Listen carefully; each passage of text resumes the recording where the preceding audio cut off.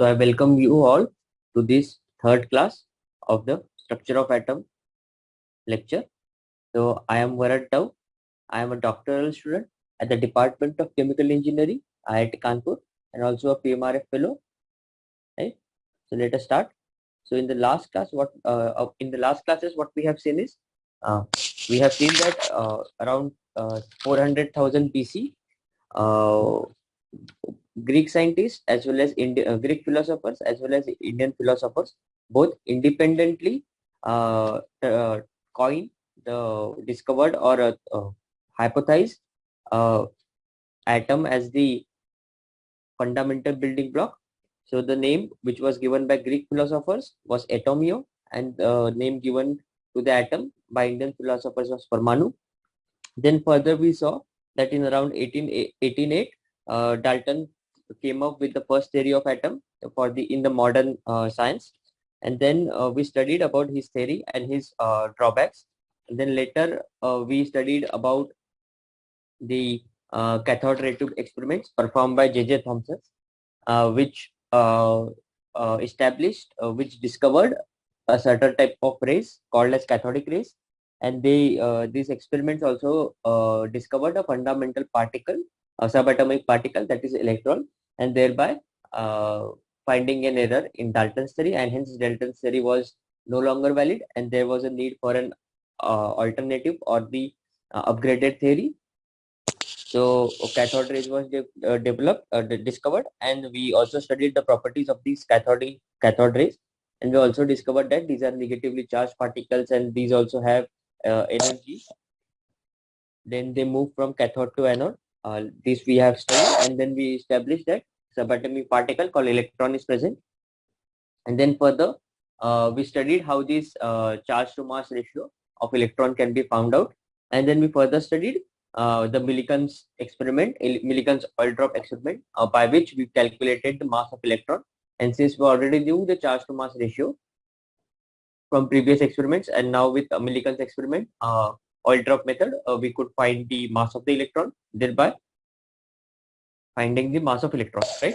So this is what we have studied in the class.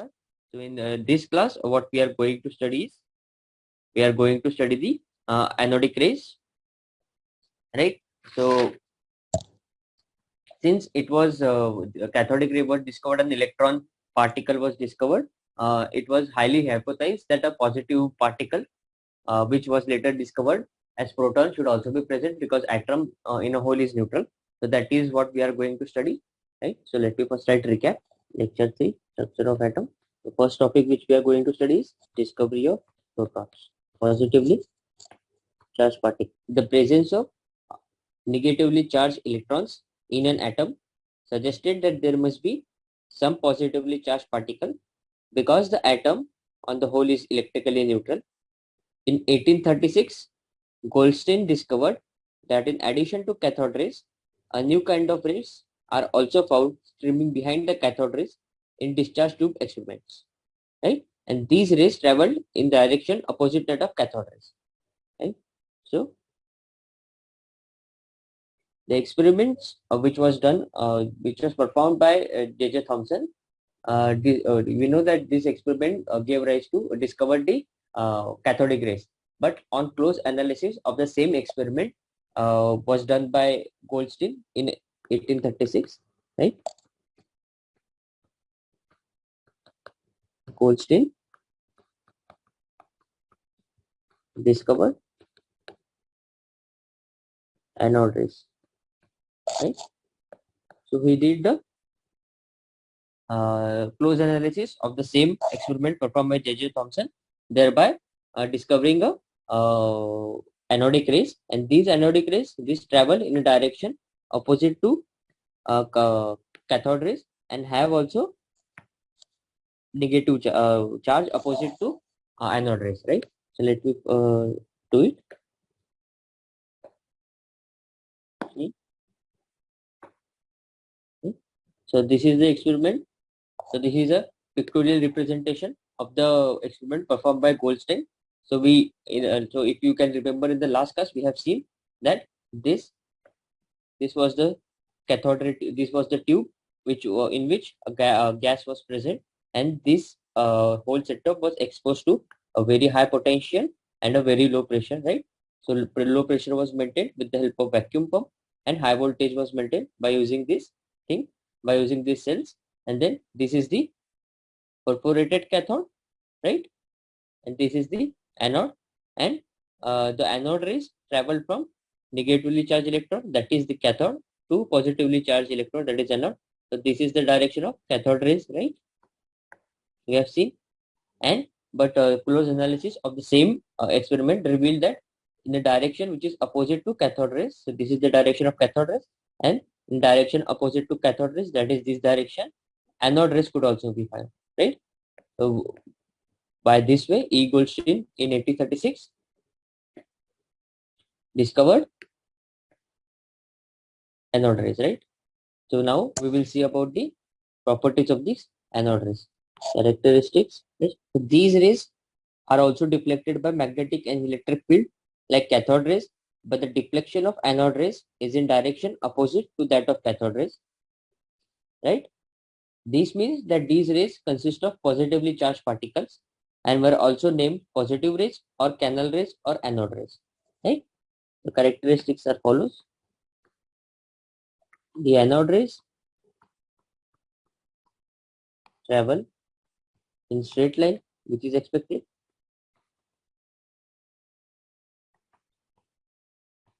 and cast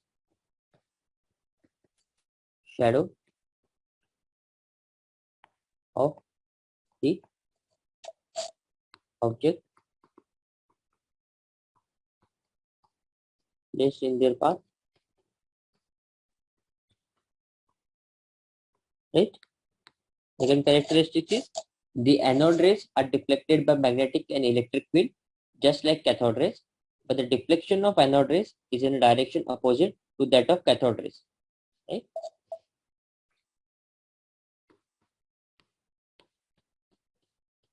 Anode rays are deflected by the magnetic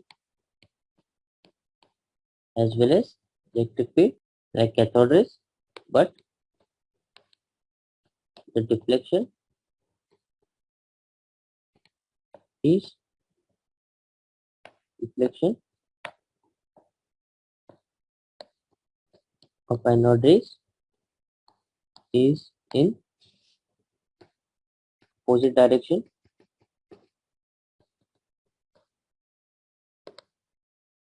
to that of the cathode rays,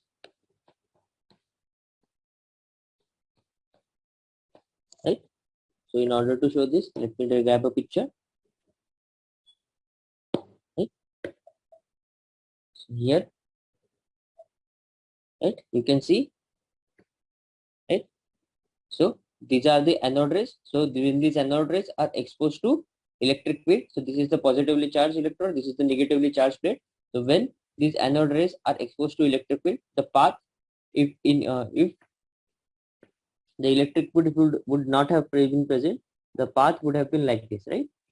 But because the path is because electric field is exposed, anode rays are exposed to electric field, the path would change. Now because these rays are positively charged, you know, they will get attracted to a negatively charged electrode, and hence the path is like this, right? These anode rays are deflected towards negatively charged particles, right? For cathode rays, for cathode rays, the path would have been like this, right? The deflection would have been like this. So this is cathode rays, and this is anode rays, right? The third will be third characteristics of this rays. Like cathode rays, these rays also rotate the paddle wheel placed in their path and also have heating effect, right? So like cathode rays, these rays also rotate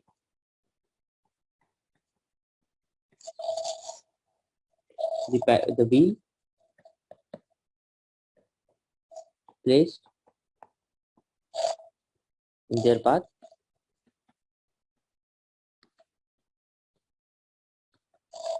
and also have heating effect.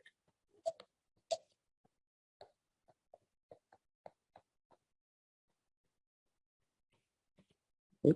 The fourth characteristics is the charge to mass ratio for these rays is considerably smaller than electrons. Right? The charge to mass ratio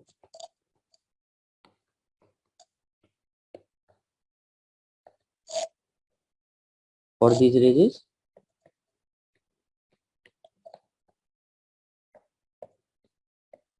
considerably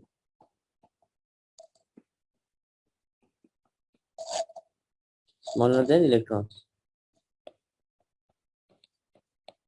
Right?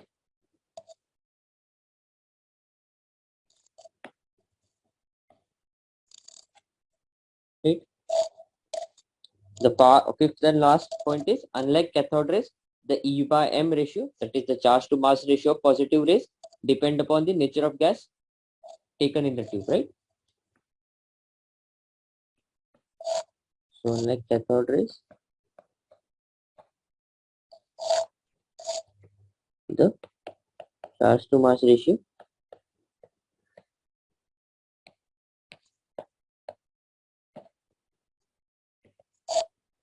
of positive rays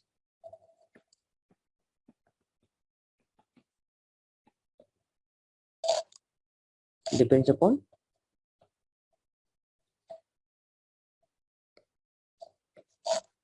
the nature of gas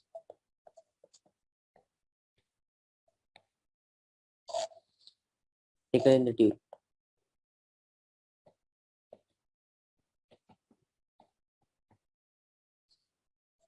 right? So it depends upon, right? It depends upon the nature of gas. This is very important thing which is to be highlighted, right?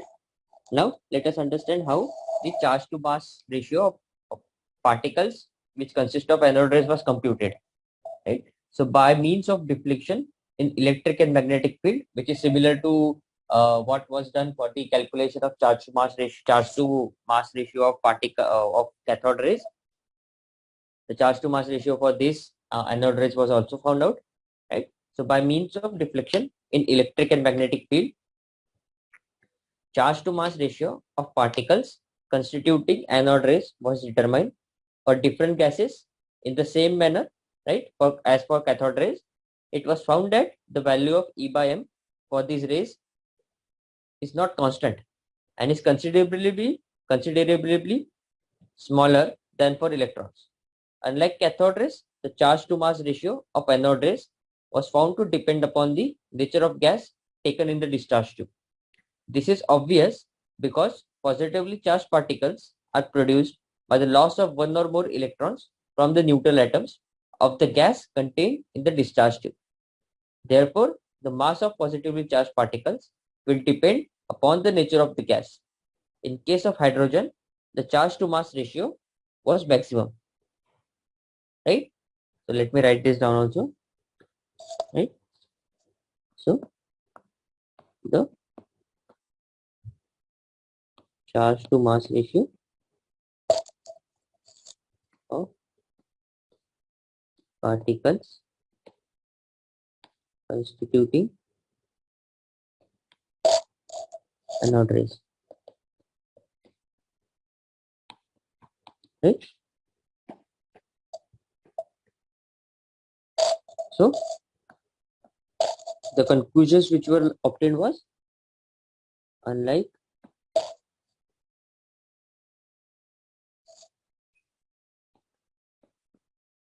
cathode rays, or we can write that E by M, that is charge to mass ratio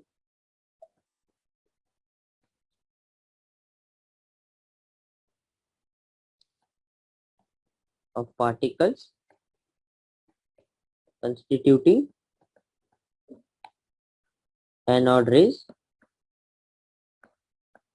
was variable, right?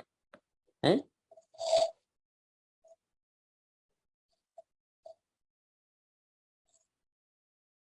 it uh,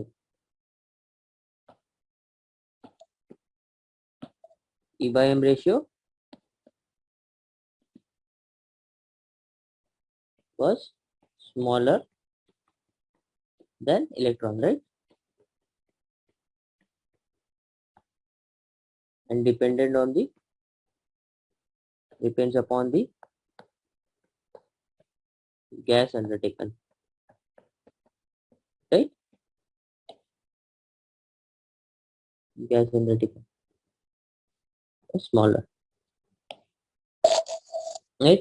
Now let us discuss the reason for this. This is obvious because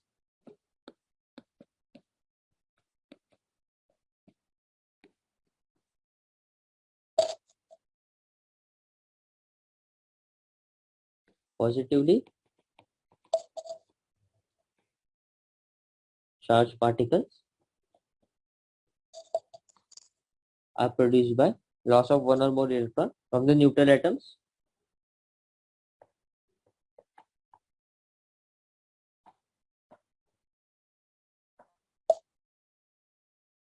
of the gas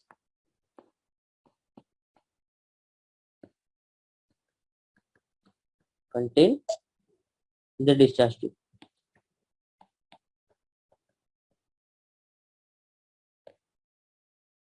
right?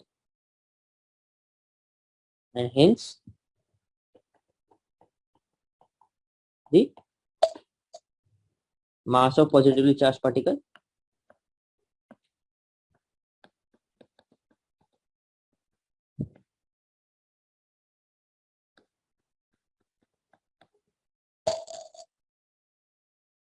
depends upon the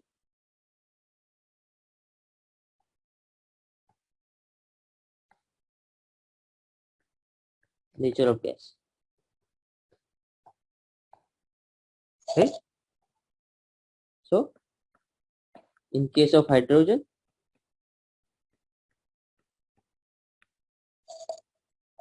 the charge to mass ratio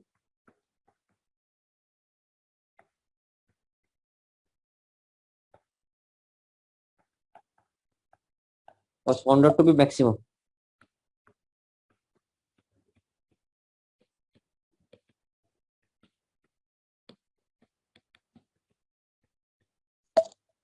right? And the value was around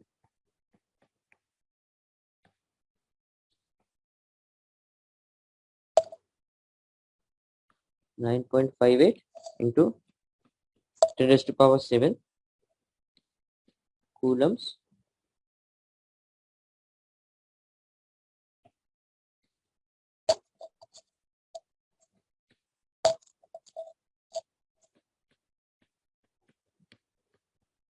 coulombs per kg, right?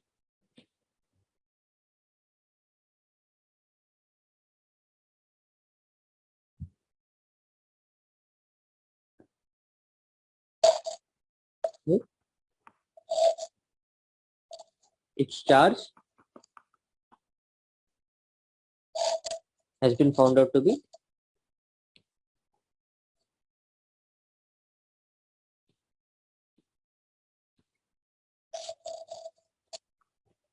1.6022 10 raised to power minus 19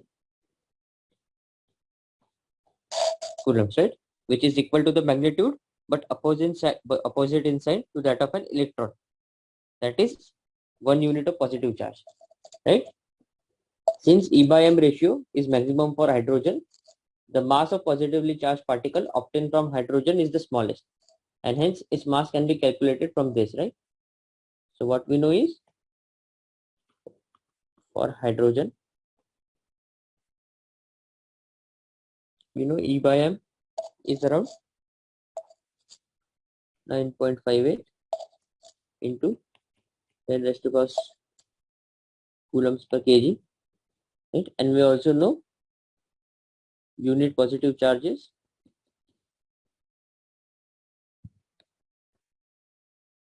is E is nothing but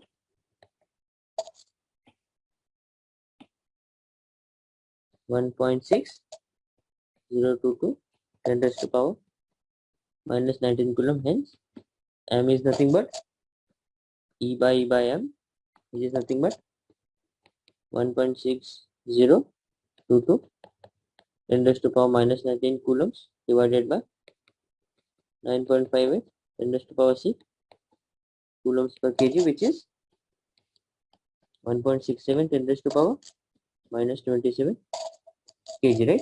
So this mass is about, right? So this mass is about 1837 times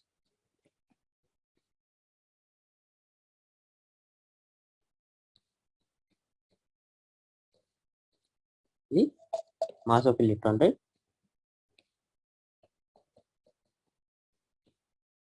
Hence, what we can write about proton. So this positively charged particle is termed as proton. Thus, a proton is a subatomic particle which carries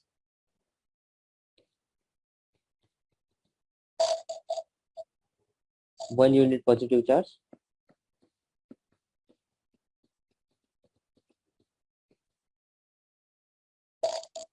right? Which is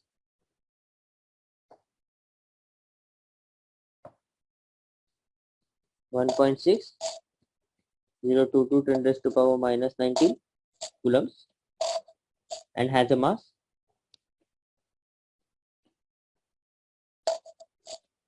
of 1.67 10 raised to power minus 27 kg, right? So it has been observed that the mass of positively charged particle was 1 unit mass, or 1.67 into 10 raised to power minus 27 kg, only when hydrogen was used, right? For other gases, it was found that this value was equal to the whole number multiple of this value, right? That is mass of proton. This means that the atom of other gases consists of 2 or more protons, that is multiple protons, right? So till now what we have studied is, we have studied that in discharge tube, cathode rays are emitted from cathode. These rays consist of stream of electrons which move towards anode with very high speeds. When these fast moving electrons strike the atoms or molecules of the gas contained in the discharge tube, they knock off one or more electrons. The removal of electrons from neutral atoms or molecules of the gas results in the formation of positively charged ion. These positively charged ions move towards perforated cathode and constitute a beam of positive rays or anode rays coming through the holes of cathode. These charge ions carry various amounts of positive charge depending upon the number of electrons lost by the corresponding atoms or molecules. Right? So in summary,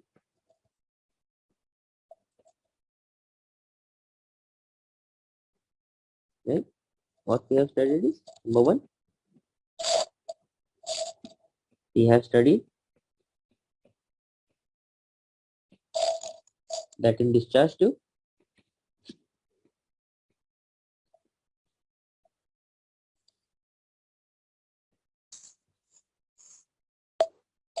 cathode rays are emitted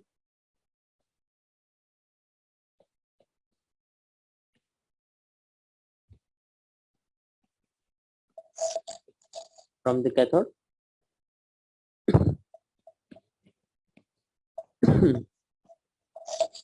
Right? These rays consist of stream of electrons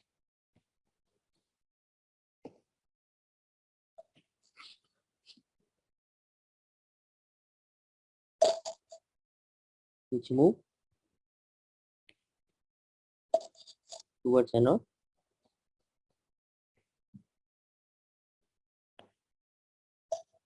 with very high speeds.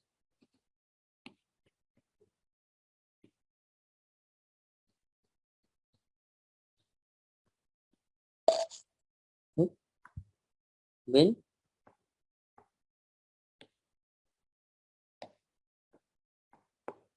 when these fast moving electrons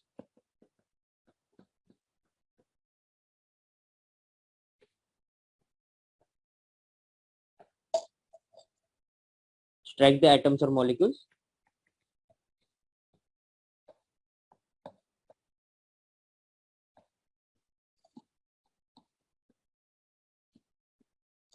of gas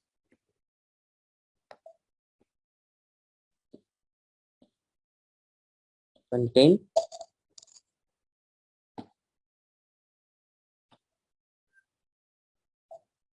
in the discharge tube,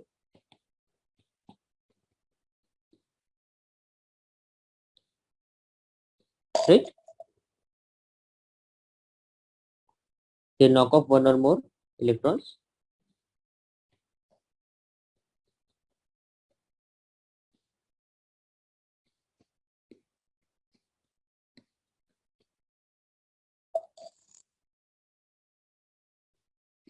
right? The removal of electrons from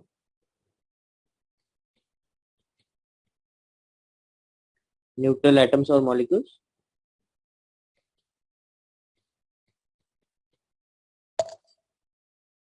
of gas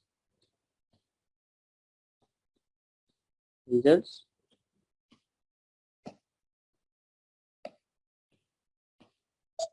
in the formation of positively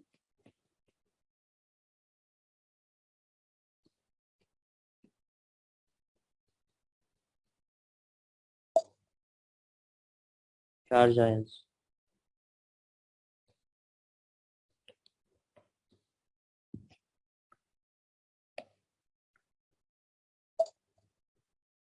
These positively charged ions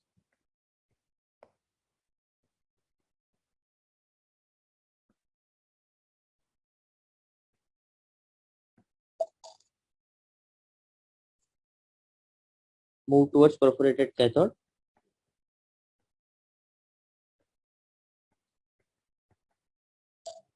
and constitute the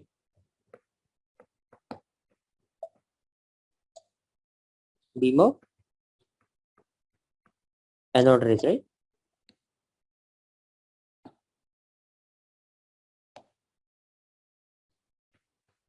Right? These charged ions carry various amounts of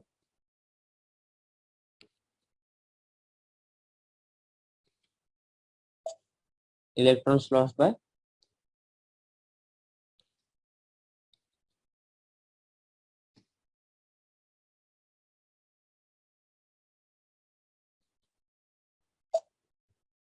the corresponding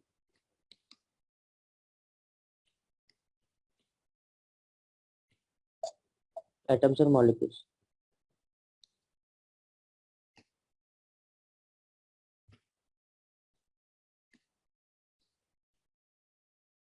right? This is what we have discovered. This is the summary, right?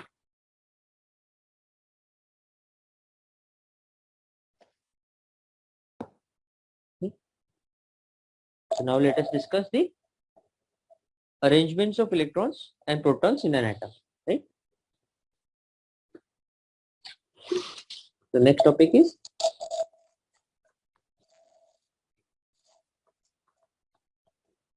arrangements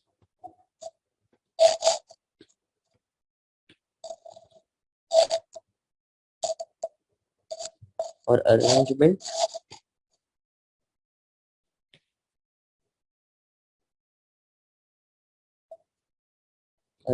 of electrons and protons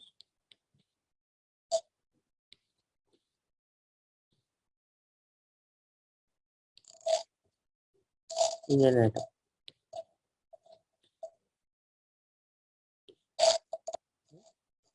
First, we'll study about Thomson's model, right?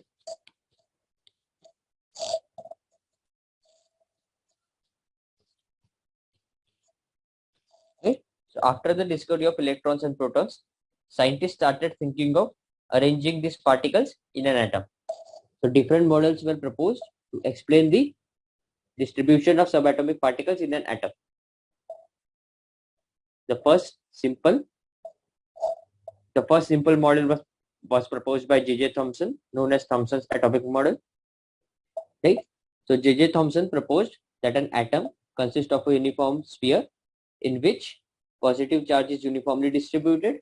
The electrons are embedded into it in such a way as to give the most stable electrostatic arrangement, right? So, right, what did Thomson said is, he proposed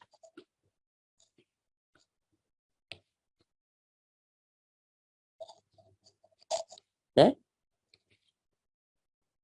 an atom consists of a uniform sphere in which positive charge is uniformly distributed, right, and electrons are embedded into it in such a way as to give the most stable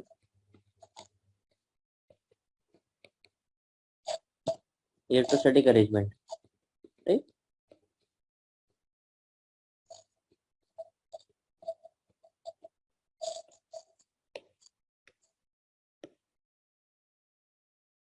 So this was the model which was proposed by Thomson.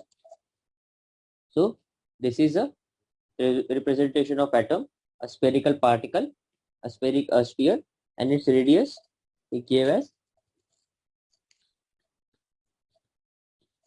approximately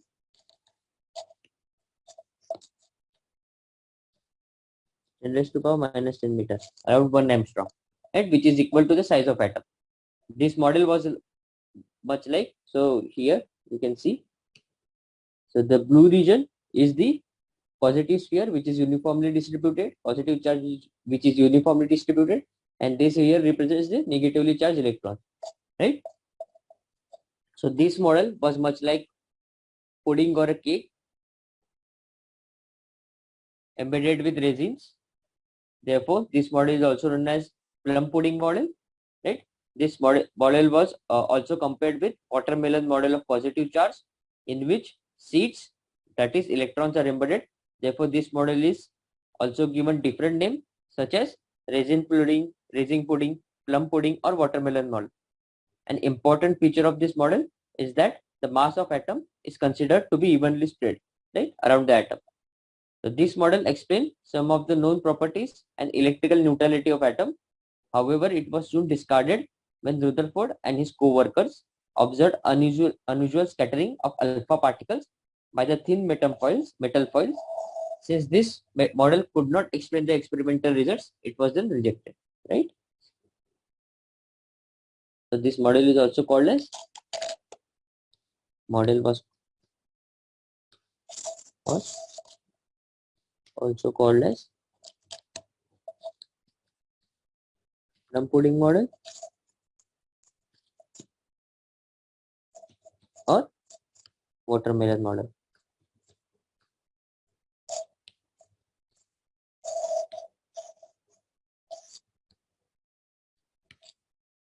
Right? Advantages of this model.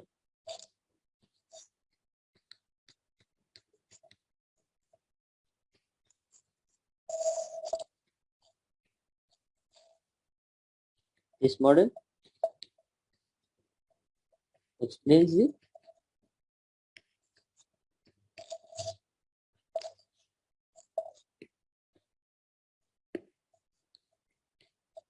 some of the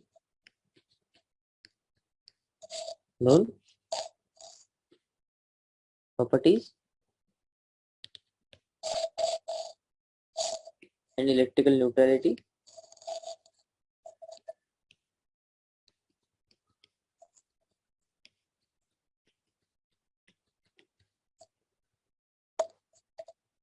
of atom. What is this disadvantage?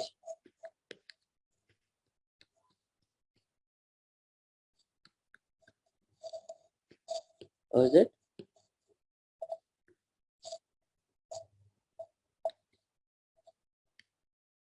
Could not explain the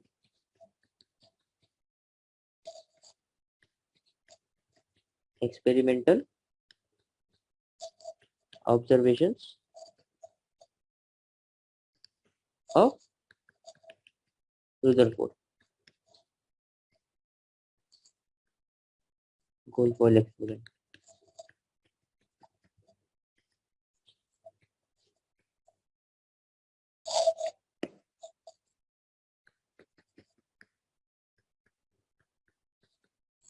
Right? Hence, there was a need to found and update. There was a need to update the model. So Rutherford scattering experiment. So let us discuss about it. So in order to understand the arrangement of electrons and protons in an atom, Rutherford and his student in 1909 performed a series of experiments known as Rutherford scattering experiment. In their experiments, they bombarded a target atom by subatomic projections. Right. So to understand this, let us draw a picture. Right. So this is a picture of Rutherford experiment. In this, what they did, they took a radioactive material and they embedded that material in a lead box so that the radiations could travel only in particular direction and not in all the direction. Hence, these slits were also placed to ensure that radiations travel in this direction only. And the radius consists of an alpha particles. So alpha particles are nothing but positively charged helium. So positively charged helium, that is helium 2 plus. So it carried uh, twice the positive charge of on helium atom, and this passed, and then this is the thin gold foil which was placed. So these radiations were bombarded, and it was found that the radiations which was oncoming was scattered. Right. So these were the directions of radiations after they hit the gold foil, and this is the fluorescent screen, and observations are being made from there. Right. So in this experiment, a piece of radioactive substance, that is radium, is placed in a lead block. The block is constructed in such a way with slits that only a narrow beam of alpha particles could escape. The beam of high energy alpha particles was directed at a thin gold foil. The thickness of the gold foil was about 100 nanometers. So in order to detect the alpha particles after scattering, a movable circular screen was coated with zinc sulfide is placed around the gold foil. Right. So when alpha particle strike the zinc sulfide screen, right, this particle flashes of light which can be detected by examining different portions of the screen. It was possible to determine the proportions of alpha particles which got deflected through various angles. Right. The observations are as follows. Observations. So the first observation was most of the alpha particles, that is around 99%, passed through the gold foil.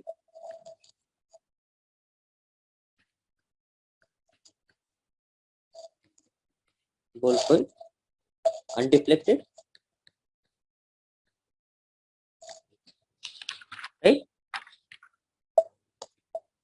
Second one is a small fraction of alpha particle got deflected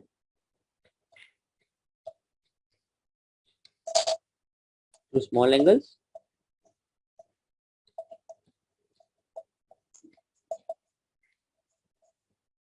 Third observation was very few, about 1 in 20,000,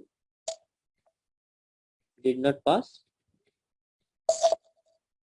to the foil.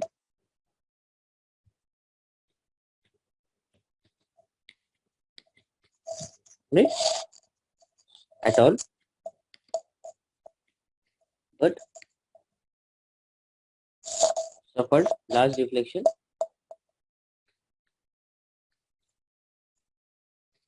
Right?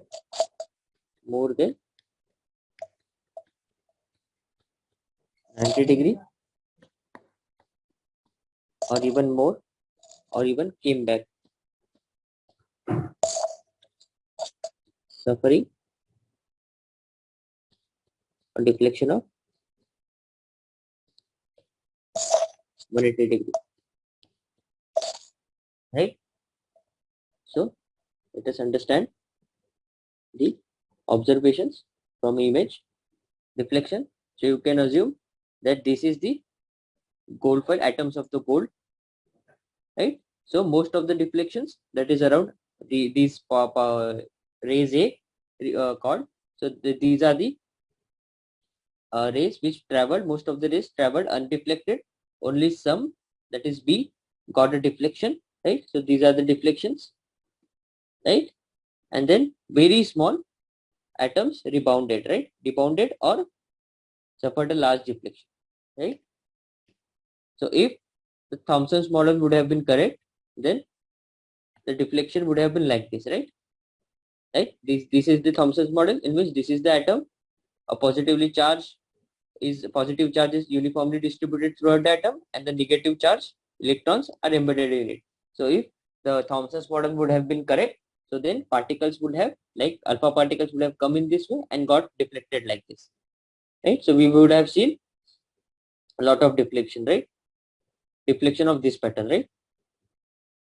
So now according to Thomson's model, if positive charge of the atom was uniformly distributed, then positive charge alpha particles with a considerable mass would pass through the weak electric field, largely undeflected or slightly deflected,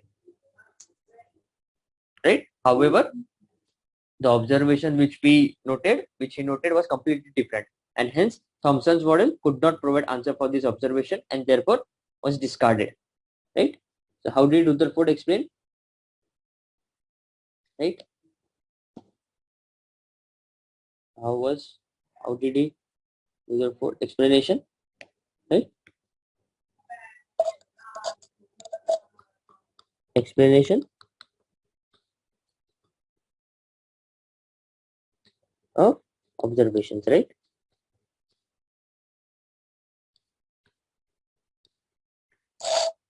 So since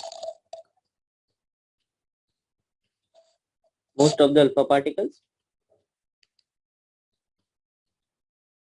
passed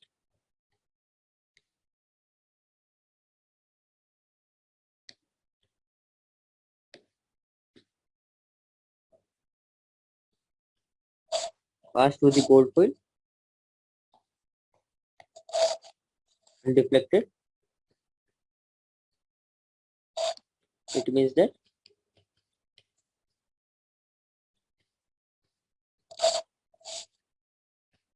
there must be very large empty space,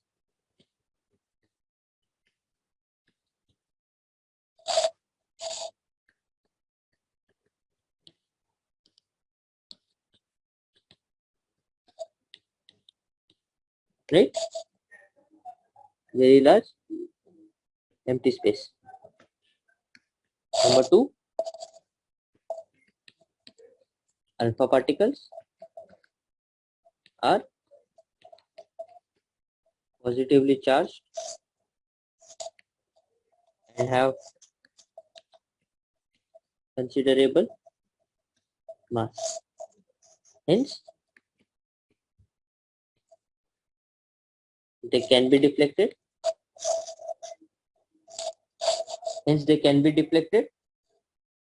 Only if they come close to some heavy positively charged mass due to enormous field of repulsion. Since some of the alpha particles are deflected to certain angles, it means that there is a heavy positively charged mass present in the atom, Moreover, this mass must be occupying a very small space within the atom because only a few alpha particles suffer the large deviations, right? If we write this down, there is a heavy positively charged mass present in the atom, right? Moreover, this mass must be occupying a very small space within the atom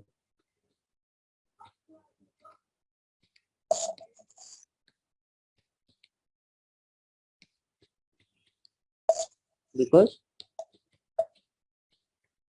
only a few alpha particles suffer a large deflection, right? The third one, that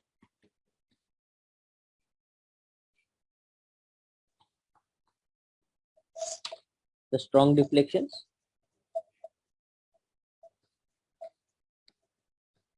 or even bouncing back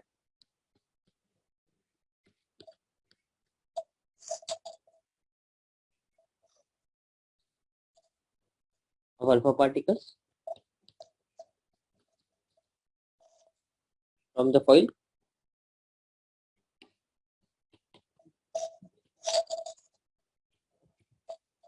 were explained to be the direct collision with heavy positively charged mass.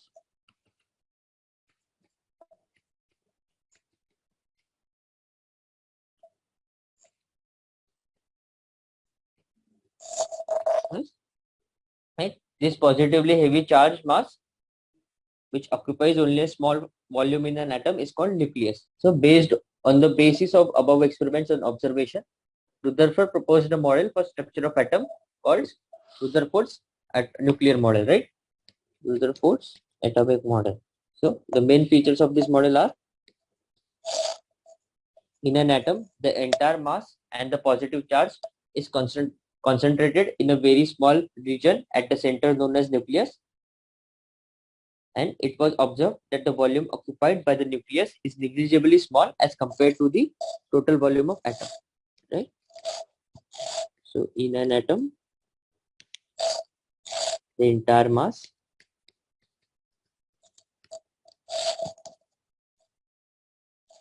and the positive charge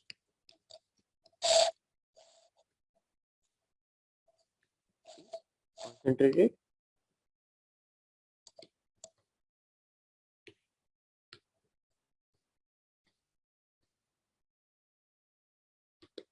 concentrated in a very small region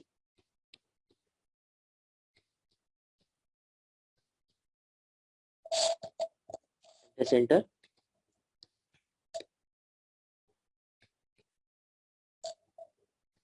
known as nucleus, and it was observed that the volume occupied by nucleus is negligibly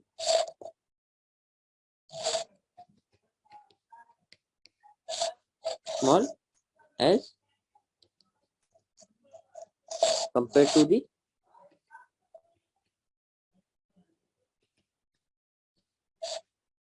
total volume of atom, right? The second observation which was made was the positively charged, the positive charge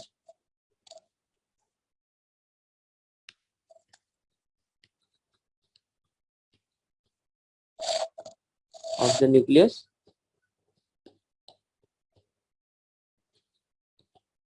is due to protons, and the magnitude of positive charge on nucleus is different for different atoms, right? The magnitude of positive charge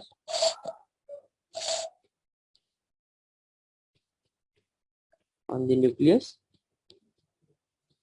is different for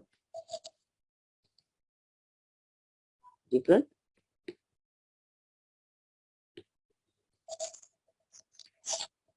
atoms, right? The third was the mass of nucleus is due to protons and some other neutral particles, each having a mass nearly equal to the mass of proton. This neutral particle was discovered later on by Chadwick in 1832. Right? The mass of nucleus is due to protons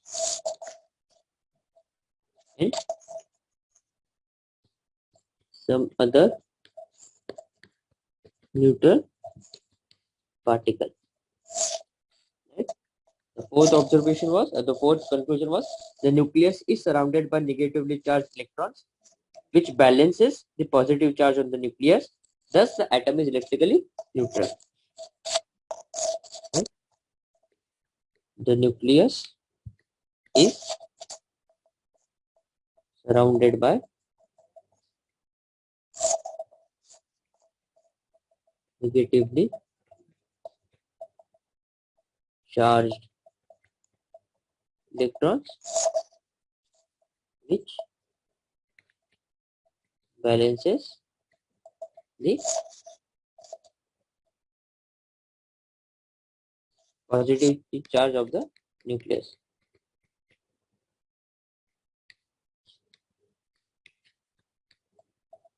Yes, thus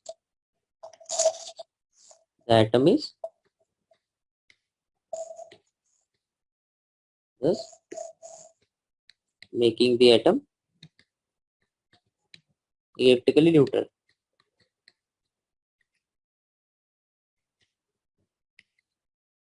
Right? The fifth observation was the electrons are not stationary but are revolving around the nucleus at very high speeds, like planets revolving around the sun. Right?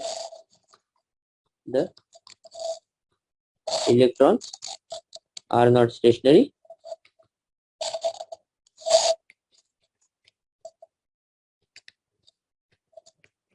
but are revolving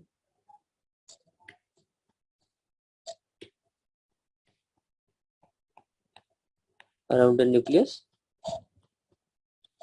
at very high speeds. Right? Thus, the Rutherford model, the electrons and neutrons are held together by electrostatic force of attraction. The electron and protons are held together strong electrostatic force of attraction. Right? And the last one was most of the space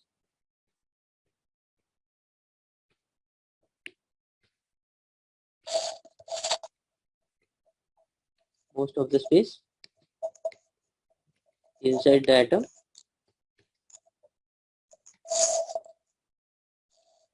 between the nucleus and the revolving electrons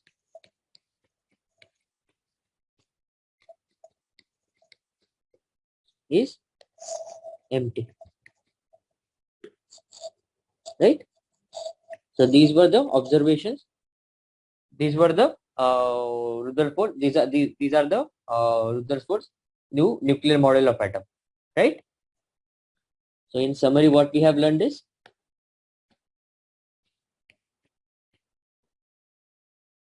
right? What we have learned is, we have learned about anode rays,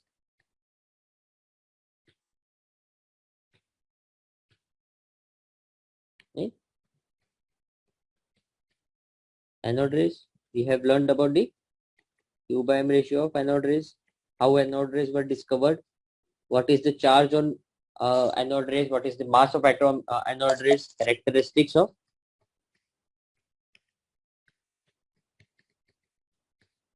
anode rays, right? Then we studied about arrangement of atoms, right? Arrangement of subatomic particles in an atom. That so we studied Thomson's model. Then we studied the advantages and disadvantages of Thomson's model, and then we learned about Rutherford's gold foil experiments and its observations, and finally we established Rutherford's nuclear model of. So thank you all for attending this class, and hope to see you again in the next class. Right? Thank you.